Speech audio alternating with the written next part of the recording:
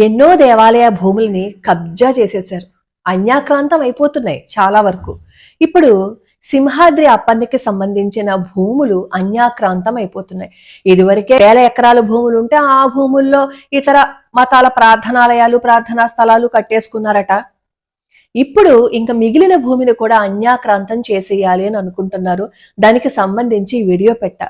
కాస్త హిందువులు స్పందించండి. దేవుణ్ణి మనం రక్షించుకోవాలి. ఈ రోజు మనం ఉన్నామంటే కారణం ఎవరు? ఆయన భూముల్ని ఆయన రక్షించుకునే సత్తా ఆయనకు ఉంది. కానీ మనం ఏం చేస్తాం? ఆయన దగ్గర నుంచి అన్ని తీసుకుంటామా? కనీసం స్పందించమా? మాట్లాడమా?